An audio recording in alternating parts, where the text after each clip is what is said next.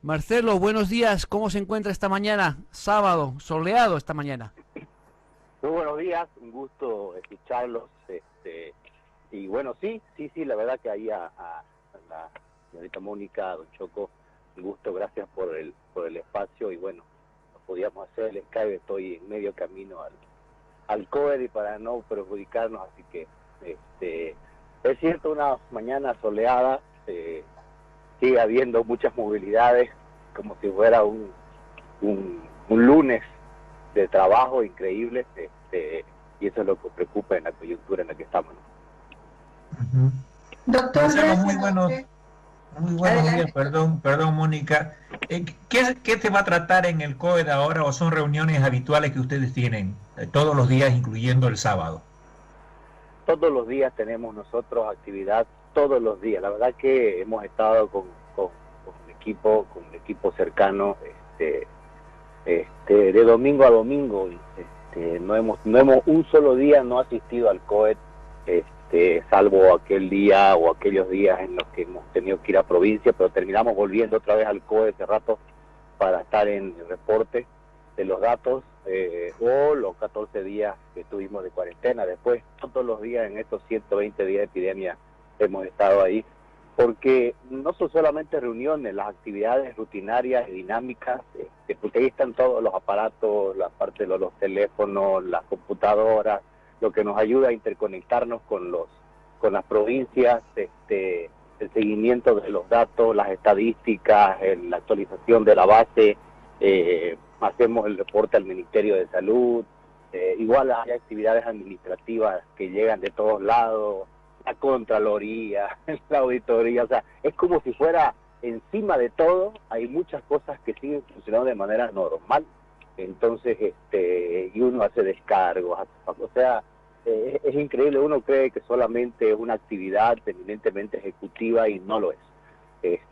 Sí hay momentos de reuniones donde uno cruza la pierna un rato, toma un café y discute algún tema un poco más relajado, pero hay momentos tensos, ¿no es cierto?, cuando tenemos alguna situación en un hospital o tenemos reporte a alguno de nuestros supervisores y tenemos que movernos ese rato. Entonces, más aún si el gobernador, por increíble que parezca, está todos los días, también va, y todos los días es entrar, saludarlo, darle un reporte, le está preguntando cada rato, y bueno, son cosas de la rutina diaria, pero nunca un día es igual a otro, nunca. Doctor, ayer hacíamos un razonamiento en la redacción y veíamos que por la cantidad de nuevos contagios y de fallecidos que ha habido en Santa Cruz, las cifras en el mes de junio se han triplicado con relación a lo que pasaba a principios de junio y lo que pasaba a principios de julio. ¿El ritmo que se prevé de contagio en Santa Cruz es el mismo? ¿Se va a triplicar otra vez en julio? ¿O es que puede subir a más de tres veces el contagio, pensando que hay una apertura a partir del próximo lunes, que la gente va a poder salir más, que va a haber transporte público, etcétera, etcétera? Me parece un muy buen razonamiento, porque, a ver, para empezar, en la medida en la que va avanzando la cantidad en el registro, hablaremos de números fríos. En el momento en el que va aumentando la cantidad de registros, tenemos una densidad poblacional diferente, ¿no es cierto? No es lo mismo duplicar o triplicar en situaciones de tener 2.000, 5.000 afectados cuando ya pasan los 20.000 afectados. Entonces, la situación de duplicación siempre es mucho más llamativa, mucho más relevante. No debemos olvidarnos que hasta hace 2 semanas atrás estábamos con 400 casos de promedio semanal, y estas últimas semanas hemos trepado ya 500 semanal.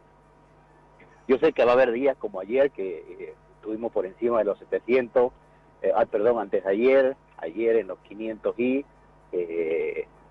creo que ya no vamos a tener días de 200 y 300, porque eso responde evidentemente no a la situación real, responde a los resultados del laboratorio. Y los resultados del laboratorio, que de por sí ya tienen un retraso, hay que sumarle a eso el tiempo en el que tarda el periodo de incubación y que la gente lo captamos en el momento de la transmisión y eso significan otros 10 días más. Entonces, lo que estamos observando hoy con 500 a 550 casos semanales, 550 promedio día, es lo que ha pasado o la situación del contagio de hace 2 semanas atrás. Lo que vamos a observar a partir del lunes aún no es la realidad. La casuística que refleje el comportamiento del lunes en adelante lo vamos a ver 2 semanas después. Ese es un gran problema, pero que no es nada fácil encontrarle solución. Entonces vamos haciendo nomás uso del registro que tenemos y de la estimación. No nos olvidemos de que hay un dato importante que hemos empezado a colocar hace unas semanas en la infografía. Si ustedes la tienen por ahí a mano, verán que el registro acumulado que está en rojo, que es el que se pone arriba, está por encima de los 20.000, creo que es 20.558 si no falla la memoria, ayer, anoche, pero ese registro es eso, es un registro de la casuística desde el 11 de marzo a la fecha. Ahí no están contempladas las bajas ni los recuperados. A ese registro uno le tiene que restar, sustraer las bajas y los más de 500 fallecidos y los recuperados, 9.000 y pico recuperados. Entonces nos queda casos activos 10.000, redondeando, ¿no? Quedan casos activos 10.000. Esa es la verdadera cifra, 10.000, que tenemos como preocupación y la que utilizamos para nuestra estrategia y actividades. El 20.000 evidentemente es alarmante y no, tampoco que no se malinterprete, no intento aminorar ni achicarlo del problema, pero nosotros manejamos números fríos porque es necesario hacerlo, y evidentemente si estamos a 500 casos diarios, significa que hasta el 30 de julio vamos a estar con 15.000 nuevos casos, significa que vamos a llegar en el acumulado a 35.000, ¿no es cierto? Y yo creo que me estoy quedando corto, porque es promedio simplemente, considerando que, por ejemplo, anoche me quedé con varios casos sin reportar porque el laboratorio llegaron tarde los resultados de Cenitrop. O sea, no es solamente que no llegan el día, ¿no? Sino también que a veces no coinciden con la hora del reporte. Entonces, yo debo cerrar, ¿no es cierto? Porque además debo cuadrar con el Ministerio de Salud los reportes, porque ellos sacan a nivel nacional y tenemos hora de cierre, ¿no? Así como la noticia, ¿no? Hasta esta hora cerramos y se imprime, digamos. Entonces, ya tengo yo ahorita acumulado unos 300 casos para el reporte de hoy, sin contar los registros de hoy, ¿no? Entonces, con seguridad que hoy día vamos a estar en los 700 nuevamente. Entonces, yo creo que al final de junio, como va la cosa, vamos a llegar a los 1.000 casos diarios. Doctor Ríos, usted como director del CEDES está desde hace más de 100 días en primera línea, con mucho coraje, con mucha determinación, con vocación de servicio. Y hoy, conocidas las cifras que son bastante inquietantes, muy preocupantes en cuanto a infectados, en cuanto a decesos, yo pregunto, y en la antesala de una nueva modalidad, en un replanteo de las medidas que tienen que ver con la cuarentena, con la contención, ¿cuál es el sentir del Marcelo Ríos de carne y hueso en este momento? Mucha preocupación porque hay un 5%, bueno, hoy hay un 3% de la población afectada que se nos va a ir. Y eso es lo que nos preocupa a nosotros en el ámbito, por lo menos en lo personal, ya que la pregunta es en lo personal. En el ámbito personal, obviamente uno lo primero que hace, que es algo que compartimos con el equipo, y permítame nombrarlo a mi querido mentor, el doctor Urenda, en esto, es algo que en lo personal siempre repite y hemos repetido y coincidimos todos: hagamos las cosas como si fueran para nuestra familia. Esa siempre ha sido la frase y el lema en el equipo desde el inicio de la gestión con él, hagamos de cuenta que el que está en esa ambulancia es tu madre, me decían, no, hagamos de cuenta que el que está ahí es tu hermano. Entonces, hago yo lo mismo. Yo la veo a mi madre que tiene 73 años, que la tengo en mi casa, en una habitación encerrada hace 100 días, no la dejo salir ni al patio, ¿no? Y ver cómo abastecerla, ver cómo suministrarla, ver cómo darle lo que necesita, cuidando incluso la salud mental. Entonces, eso lo exteriorizo y me imagino la situación de la gente que no es un tema solo sanitario, y estas situaciones catastróficas nos están mostrando los determinantes sociales de la salud, que la salud no es solamente una pastilla, un hospital y un médico, ¿no? La salud tiene un determinante social impresionante que no ha sido cuidado o velado como para que realmente tengamos la tranquilidad. Entonces, hemos ido a ver algunos albergues que la alcaldía nos está dando para poder habilitar más espacio allá, y sin ir muy lejos aquí de ir al Palmar, ya uno ve un montón de gente que prácticamente con palos con palo en mano y una banderita blanca en la punta del palo, lo detiene a uno como amenazando, y lo detiene los vehículos para que uno pueda sacar algo que tenga a la mano, y ellos les tiran un bañador para que le ponga usted ahí plata o comida. Y no le digo uno, en el camino a Palmar hemos encontrado unos 5 o 6 puestos así de personas, y uno piensa, ¿estamos realmente en Santa Cruz? Cuando no veíamos situaciones así de gente que en esa desesperación. Y eso complica las cosas, porque uno no puede alegremente, no es fácil decir a la población todos los días, no salga de su casa, ¿no es cierto?, quédese, use aquí, use allá, y bueno, y la gente dice, ¿y con qué como, no? ¿Y cómo hago que...? Entonces esa situación económica, social es muy complicada, y afecta, le digo, porque dentro del área de estudio, por lo menos mi persona ve el tema de salud pública, y en salud pública uno estudia esos determinantes sociales que hacen a la salud, al final y al cabo, la pobreza, la situación económica, la educación, la cultura, el empleo, o sea, todas esas cosas afectan a la sanidad, afectan a lo sanitario. Entonces es muy complejo. Tenemos algunas, entre comillas, ventajas, como la tasa de letalidad, que no es muy elevada. Es difícil. Es compleja la situación, como dice el doctor Ríos, indudablemente.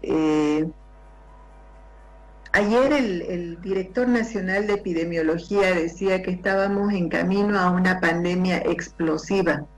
Inquietante esa frase del doctor Prieto, porque asusta. ¿Qué es lo que puede pasar? Equivale, Mónica, a algo así como el sálvese quien pueda. Sí. Y si es así como dice el doctor, y en realidad lo que estamos conociendo cada noche tiene que ver con la realidad de hace 2 semanas, y en este momento la realidad es diferente, me preocupa también qué es lo que puede pasar la próxima semana, porque a medida que hay más casos, también las posibilidades de contagio se multiplican, pues, ¿no? O sea, donde uno antes tenía un cuidado medio, tiene que tener el triple de cuidado para poder mantenerse a salvo de este virus, ¿no? Yo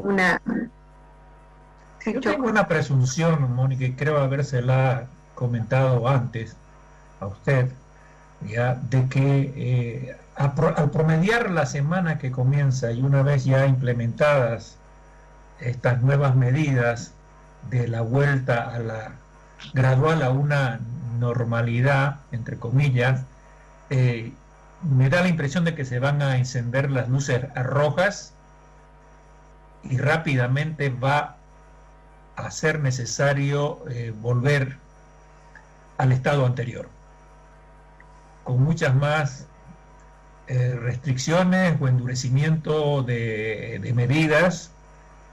Y bueno, vamos a ver cómo se contiene también a la ciudadanía, que en un grueso sector está mostrando falta de conciencia frente a la situación que estamos viviendo. Yo me pregunto, Choco, si eso sería posible. Me parece que no.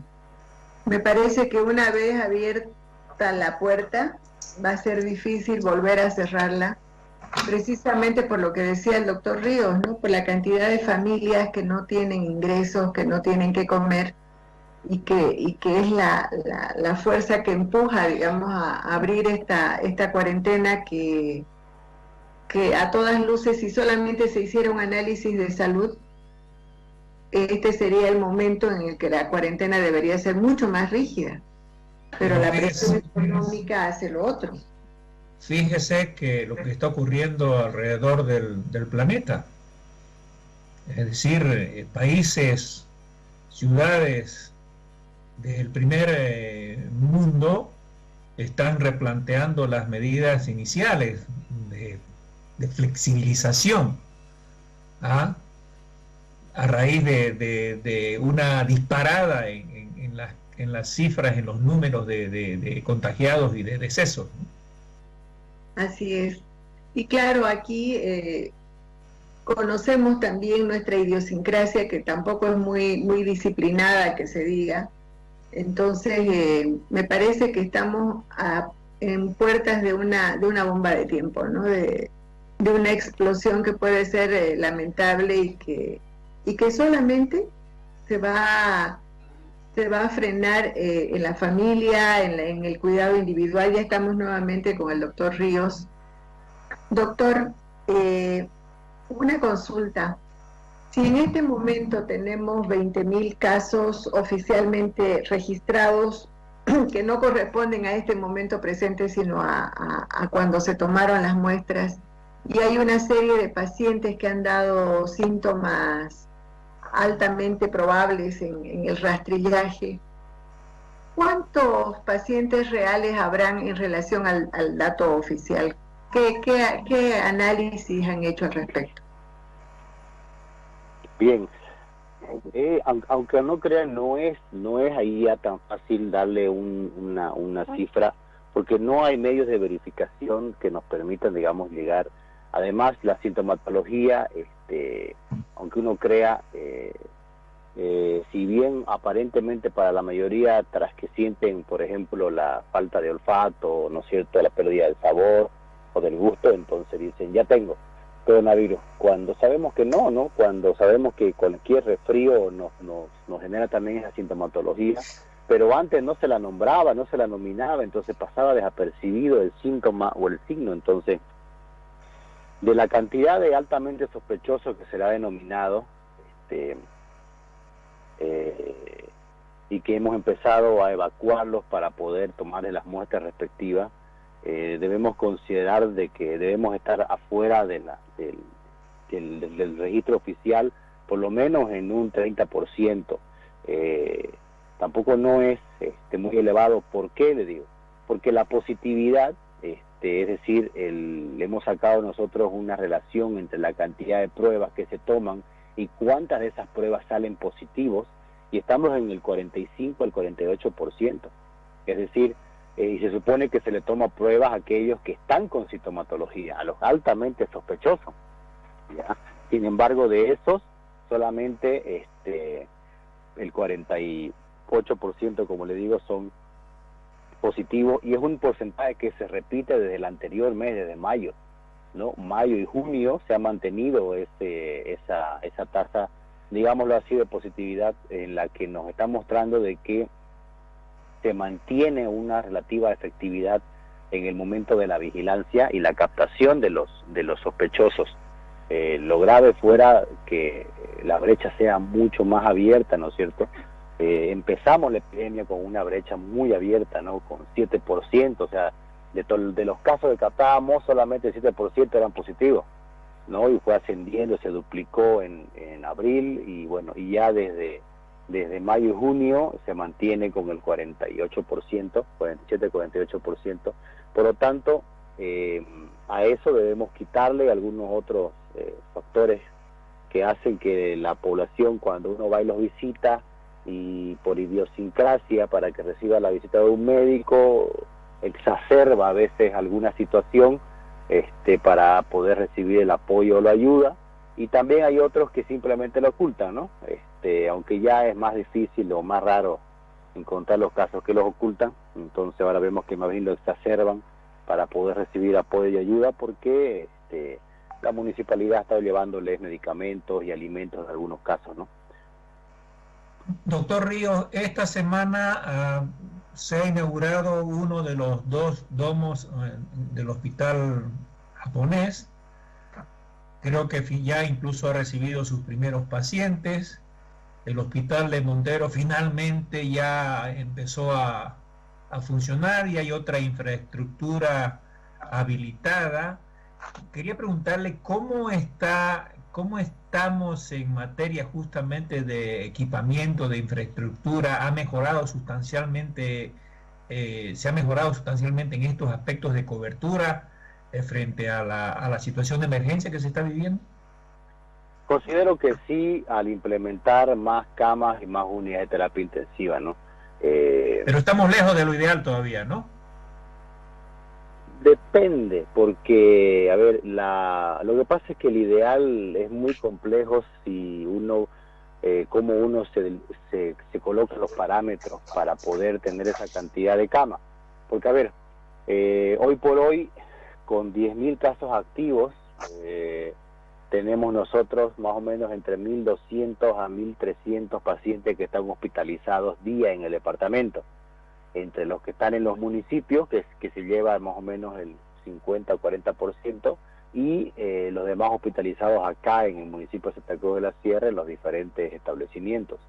Entonces, y luego el restante, ¿no? Los restantes 8.500 están en sus casas, están en aislamiento domiciliario, digámoslo entre comillas, pues aislamiento, ¿no? Pero están en sus casas, y no van a revestir mayor problema. De ahí va a ser apenas el 20% de eso es el que va a ir requiriendo la hospitalización en algún momento, porque se ha comportado la enfermedad de esa manera. No es que el 100% de los afectados requiera hospitalización de ninguna manera.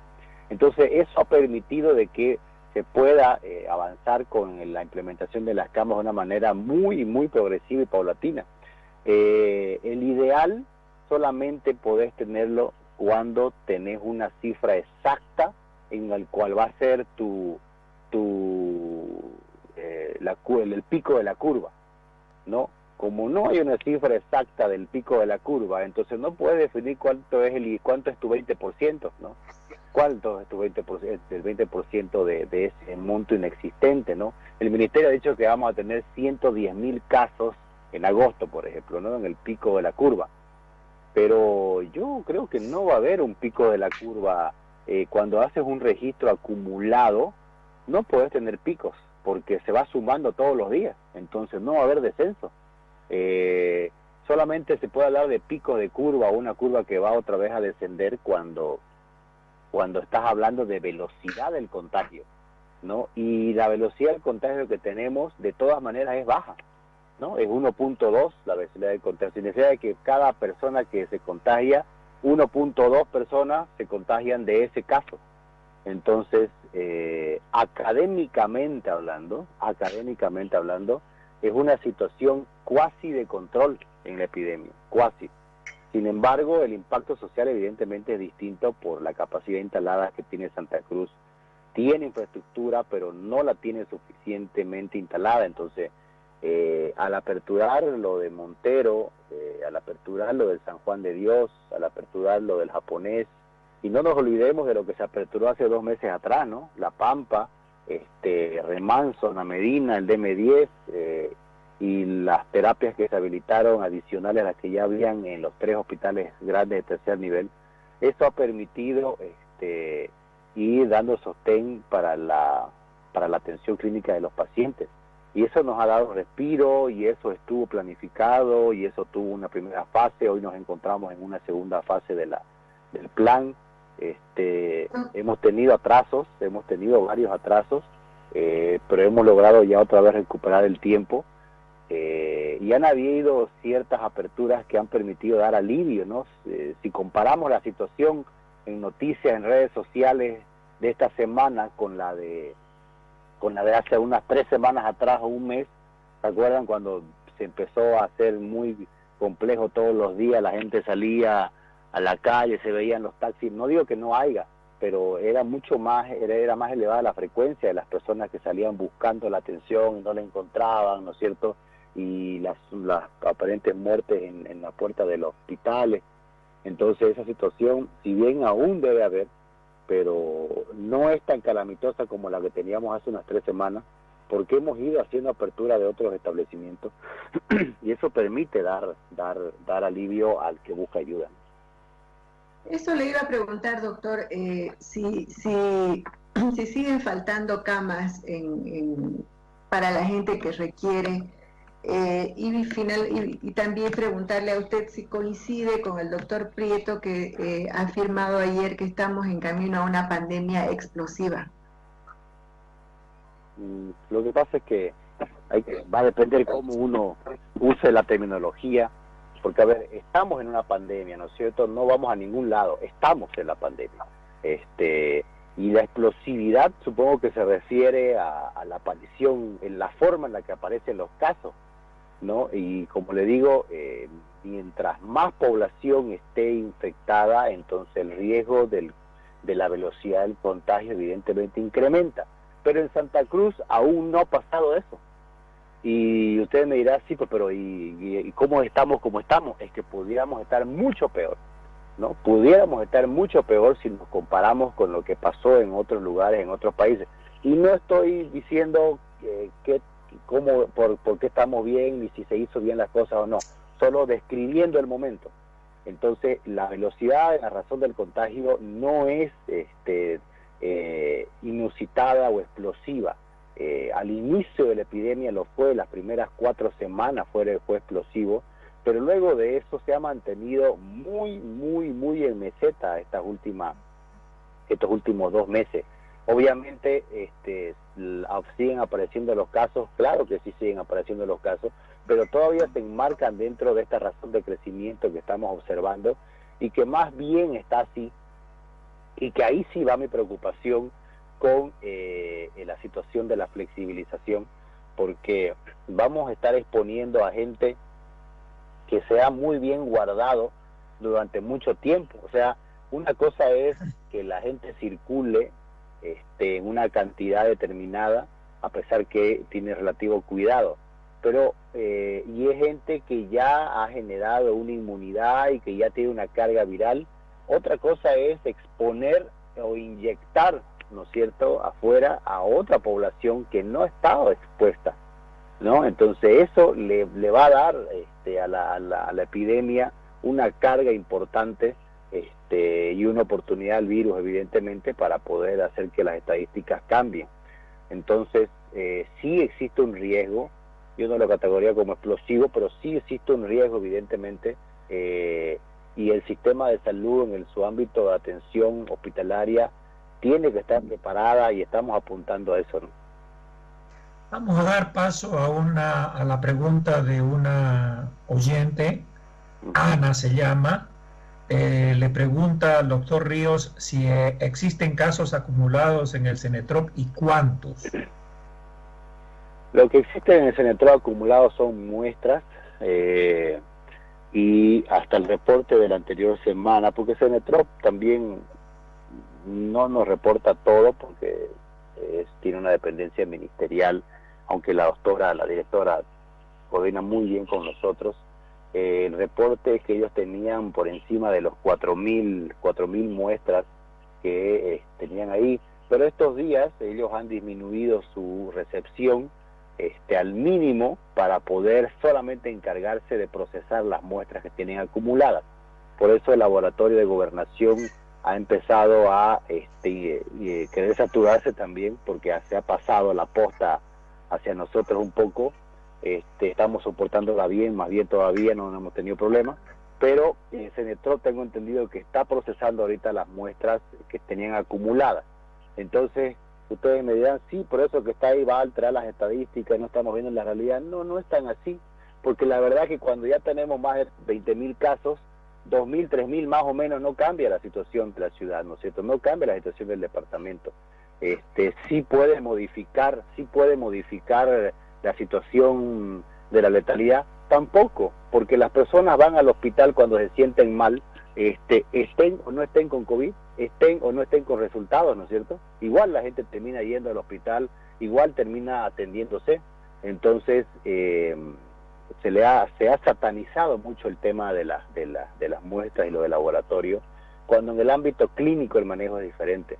Entonces, si usted tiene unas 4.000 muestras en Cenetrop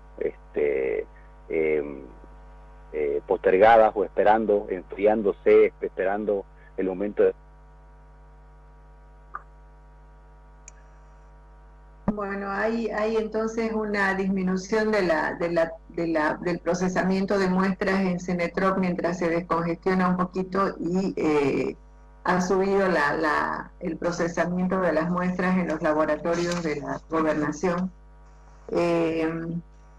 Compleja la situación, ¿no? Indudablemente. Sin duda alguna. Deja nomás tranquilidad el hecho de que aparentemente las autoridades dentro de esa complejidad parece que tienen el control de qué es lo que está ocurriendo, ¿no? Uh-huh. Y de que ha mejorado sustancialmente la infraestructura sanitaria en la ciudad de Santa Cruz de la Sierra, ¿no? Eso también hay que tomarlo en cuenta. Se han hecho las cosas rápidamente y eso sin duda alguna permite una mejor cobertura en esta situación. Así es. Ya estamos con Sandra. Vamos a saludarla a Sandra mientras retomamos el contacto con el doctor Ríos. Hola, Sandra. Hola, Mónica. ¿Cómo está, don Choco? Muy buenos días. ¿Qué tal, Sandra? ¿Cómo le va? Muy bien, disfrutando de un sol riquísimo. Me vine en bicicleta como todos los sábados. Mucho viento, ¿sí, no? Mucho viento, pero está rico, le cuento el ambiente. No está frío, digamos, no está muy agradable. Del norte es con razón. Norte. Sí, está riquísimo. Es un viento del norte. Ya cambió creo que ya cambió de vientos del sur, ¿no? Pero mañana volvemos al frío, así que hay que salir a tomar un poco de vitamina D, ¿no? Aprovechando el solcito. Le hago una pregunta a Sandra, que ya se la hice a Mónica. ¿Cuándo, cómo, dónde y con quién usted tuvo un último pequi-pepequi? Suena doble sentido, eso no sé. No responda ahorita. Vaya pensando, a ver. Ya, me indica Juan Manuel que retomamos el contacto con el doctor Ríos. Doctor, le estamos quitando tiempo, pero es necesario, hay mucha necesidad de conocer su palabra. Hay una pregunta que nos hacen aquí en la transmisión de Facebook que tiene que ver con la percepción suya respecto a la flexibilización de la cuarentena desde la próxima semana. ¿Eso va a provocar que aumente en los contagios, que sea más factible la posibilidad de que se contagien los cruceños? Bueno, el tema de la flexibilización es algo fue una decisión muy compleja y no debemos olvidar que corresponde a una decisión interinstitucional, ¿no es cierto?, en la que se considera justamente las propuestas municipales. La decisión de la flexibilización solamente es en el municipio de Santa Cruz de la Sierra, por si acaso, no tiene un orden departamental. El último decreto nacional de la Presidenta establecía justamente que en el marco de las autonomías municipales, cada municipio, en base a su índice de riesgo municipal, determinaba la flexibilización en el marco de la actitud del comportamiento social, en el marco de su capacidad de respuesta. Entonces, por eso fue que antes de llegar a ese punto, nosotros en la formalidad y en la verbalidad con la alcaldía, hemos ido solicitando que se puedan ir preparando las camas, los albergues, el protocolo, el plan de rastrillaje, muchas actividades que se han ido realizando enfocadas, no solamente acá. Lamentablemente escuchamos muchas noticias solamente de Santa Cruz de la Sierra, no que esté mal, sino en el sentido de que no escuchamos la de los municipios rurales, la de los otros 55 municipios, y nosotros en el ámbito departamental trabajamos con todos los municipios. Entonces estas actividades también se han realizado en otros municipios con actividades muy interesantes, con productos muy buenos, favorables para la población de los municipios rurales. En este aspecto sí, yo considero que la flexibilización sí va generar, ¿no es cierto?, un incremento, esperemos que no sea explosivo, pero sí va a ser un incremento al fin de la cantidad de casos, pero hay un equilibrio que debemos mirar, que es el punto donde vamos a estar, en economía le llaman el punto de equilibrio, ¿no es cierto? Hay un punto de equilibrio que tenemos que observar, que es justamente la balanza entre los recuperados y los casos activos que se van aumentando. Entonces, mientras se mantenga un ligero equilibrio entre los recuperados y los casos activos, puede todavía haber capacidad de respuesta, ¿ok? Puede haber capacidad de respuesta. Luego de eso, no hay que pensar en los casos activos en el 100% de los casos afectados, sino entre el 20 y el 30% solamente, que son los que van a necesitar hospitalización, ¿no? Entonces uno ya empieza a desgranar un poco el detalle y vas viendo las verdaderas cifras que son las que importan hacer en el seguimiento. Yo sé que esto es muy frío y alguna vez he recibido algún comentario, y yo lo repito siempre porque son esos comentarios que a uno le dan como el manazo digital, no un manazo digital cuando uno dice el 3% de la natalidad, sí, mierda, pero el 3% de ustedes fue el 100% de mi familia, ¿no? Porque evidentemente una muerte es una muerte. Entonces, y una muerte es un sostén menos en la familia, implica una orfandad, implica un viudo o una viuda, ¿no? Entonces, esa es la preocupación al final, en que independientemente de la flexibilización, tiene que haber la exigencia del cumplimiento de las medidas, y tiene que ser por los dos lados. Ejemplo, el señor chofer, para hablar de lleno con el transporte público, que siempre ha sido objeto, ¿no es cierto?, de muchas desavenencias, entonces el señor chofer, sea público, pasajero, micro, sea cruce, sea taxi, debe exigir al usuario que use las medidas de seguridad. Y el usuario debe exigir que el que da el servicio use las medidas de seguridad, ¿no es cierto? Ambos deben exigir que se acaten las medidas de seguridad para que ambos se protejan, ¿no? Y en todo caso, el chofer, que es el que va a estar con mayor contacto que el usuario con muchas personas, tiene pues que tener esa responsabilidad primordial. Y yo, el usuario, ¿no es cierto?, tengo que también tener la individualidad. En mi individualidad debo cuidar a los demás, ¿no?, en la colectividad. Entonces, ese ejercicio es el que debe repetirse en cada una de nuestras acciones. Yo sé que pareciera muy teórico, pero debemos encontrar la manera comunicacional, y en eso yo siempre les agradezco a los medios de comunicación que estos 100 días ahí nos han ayudado muchísimo, porque la verdad que todos los días se desayunan nuevos sistemas coronavirus, ¿no?, en prensa, en redes sociales y en radio, lo cual es muy bueno, pero hay que también encontrar la manera de llegarle, ¿no es cierto?, a la población para que nos ayude a la prevención de la enfermedad. Doctor, una consulta que también llega es, en Cochabamba estamos viendo que hay muchos pacientes muriendo en sus casas.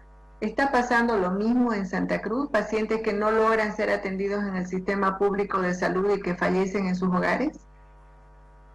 Sí, no lo diría yo, sí que es en la porcentualidad en la que creemos y que está pasando a la hospitalización, no. Pero sí existen personas que están falleciendo en los domicilios. Adicionalmente existen los nuevos pacientes COVID, porque siempre hemos tenido pacientes que fallecen en domicilio. Esta vez se ha incrementado una patología más, que la del COVID, de pacientes que ya estaban con enfermedad de base y el virus, la situación inmunitaria les ha exacerbado o agravado su condición patológica, y bueno, y genera una respuesta inmediata, eso es innegable. Sin embargo, las muertes domiciliarias son reportadas a través porque existe un certificado, un documento de certificado de función que es obligatorio, más bien, digo yo, para que los cementerios puedan recepcionar a un cadáver, y esos certificados de defunción solamente los entrega el Servicio Departamental de Salud y nadie más. Por lo tanto, ahí nosotros entramos en conocer el detalle del registro de cada uno de los fallecimientos. Por eso es que a veces no le damos mucha palestra cuando tenemos muchas personas que comentan de manera muy agresiva de que no tenemos los datos oficiales y que hay que diferenciar entre el dato oficial y el dato real, pues, ¿no? Pero no es necesario hacerlo en peyorativo. Entonces, cada uno de los certificados de defunción está registrado en el Servicio Departamental de Salud. Y la policía se encarga a hacer el reporte también, y el IDIF, que nos ayuda muchísimo, y la Dirección Municipal de Cementerios también, que tiene un registro, y ahí vamos cuadrando. Sí.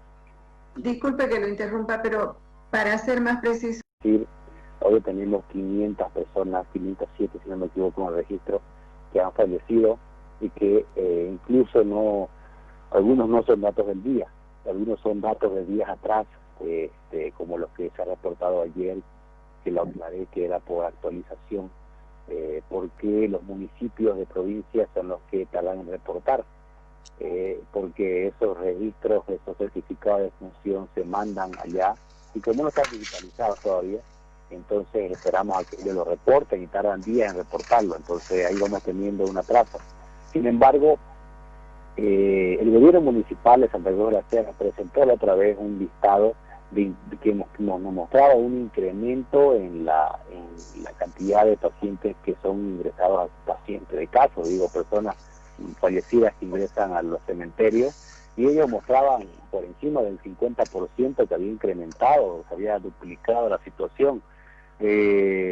Por COVID no es tanto el aumento, no es tanto el aumento, porque si no estaríamos hablando de que alguien estaría haciendo un subregistro y utilizando indebidamente los formularios, ¿no es cierto? Y eso sería algo muy grave, sin contar que es difícil que pase, pero yo considero de que por el tema del COVID hemos ido oficialmente incrementando pues por encima del 3 al 5% de lo que ya eran las muertes por enfermedades naturales o registradas que teníamos. A eso yo le subiría todavía otro 5% más, considerando la idiosincrasia de algunas personas que prefieren no registrarlas como COVID en el momento de la muerte, entre comillas, natural en las casas, no describir antecedentes de alguna sintomatología, y lamentablemente se ha dejado de tomar muestras a muestras post-mortem. Los primeros 70 días de la epidemia nosotros tomábamos muestras post-mortem para poder identificar en el registro oficial COVID en los fallecimientos. Sin embargo, por este problema de las muestras que han habido y el incremento de los casos y la necesidad de los hospitales, se decide no tomar más muestras post-mortem y solamente en la entrevista del médico con la familia ver la posibilidad por nexo epidemiológico de los antecedentes por COVID. Algo final de mi parte, doctor Ríos, ¿cuál el estado de salud del doctor Urenda y del doctor Torres? Bien, ellos están en una situación todavía, si bien es estable, pero relativamente estacionaria. Lo positivo en ellos es que no han tenido fallas o desmejorías relevantes, ¿no? Nada que le ponga en gravedad o en riesgo. Evidentemente cada día que pasa en una terapia intensiva siempre se suma un riesgo adicional, que son las enfermedades intrahospitalarias, por decir, y otras, pero ellos hasta ahorita han mantenido una muy buena saturación de oxígeno, que es lo que hay que estar atentos. Mientras usted mantenga saturación de oxígeno, pues significa que la cantidad de oxígeno que ingresa es la suficiente como para poder mantener una función pulmonar y por ende orgánica adecuada, sin que le genere ningún sufrimiento, ¿no es cierto?, ni esperemos ninguna secuela, como decimos aquí en Santa Cruz. Entonces, no tiene ni uno de los dos ese problema hoy por hoy. han habido, como para cualquier paciente en terapia, con mucho tiempo, en 80 situaciones, momentos difíciles, momentos mejores, picos, pero hoy por hoy están estables.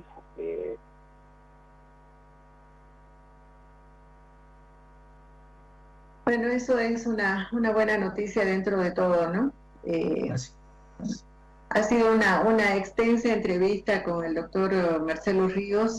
Le agradecemos muchísimo el habernos atendido con todo ese tiempo que sabemos que para él es muy valioso al estar al frente de esta batalla sin cuartel.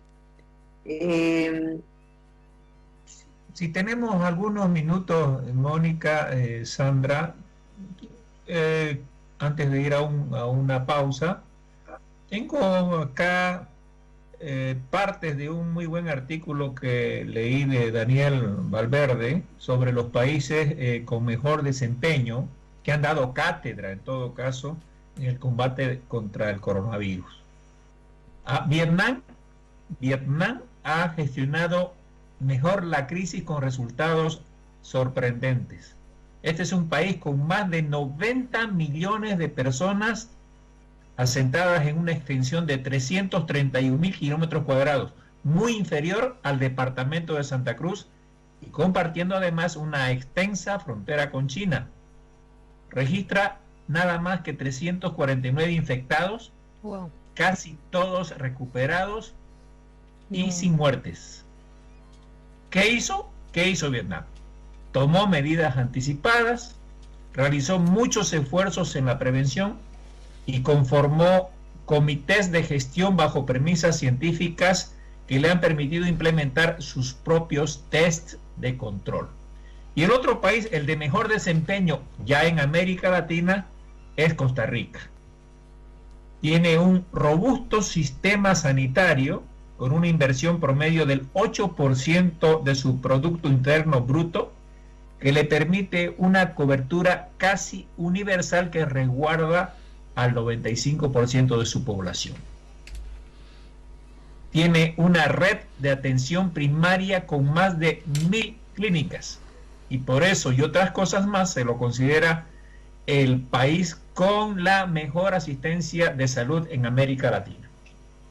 En Centroamérica consideran que Costa Rica es la Suiza de Centroamérica, porque realmente es un país con otro tipo de valores y de criterios para ser gobernado desde hace muchísimo tiempo. Y sabemos que en el caso nuestro ha habido una actitud deliberada para ignorar la salud, para ningunear la salud durante muchísimo tiempo, y eso es lo que estamos pagando en este momento, ¿no? Las consecuencias. Así es. Sí. Hasta ahora le siguen dando vuelta en el Parlamento a la aprobación de la ley que le conceda el 10% del presupuesto nacional a la salud.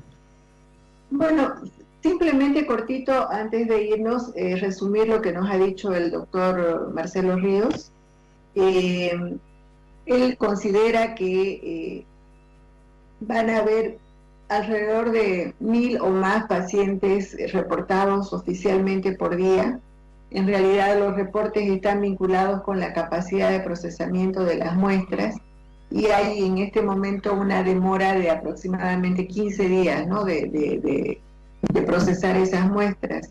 También considera que va a haber una mayor incidencia de contagios la próxima semana con la apertura de la cuarentena, pero él pide que la gente sea la responsable de frenar esto, de tener las medidas de bioseguridad. Él considera también, nos ha explicado, que la situación dentro de todo está bajo control. Estamos en una pandemia fuerte. Me ha dado la impresión de que no ha coincidido en la impresión del director nacional de epidemiología de la pandemia explosiva, porque los contagios se van dando más o menos a un ritmo constante en Santa Cruz, ¿no? Creo que es diferente con lo que pasa en Cochabamba o en La Paz, donde sí está habiendo una explosión de casos.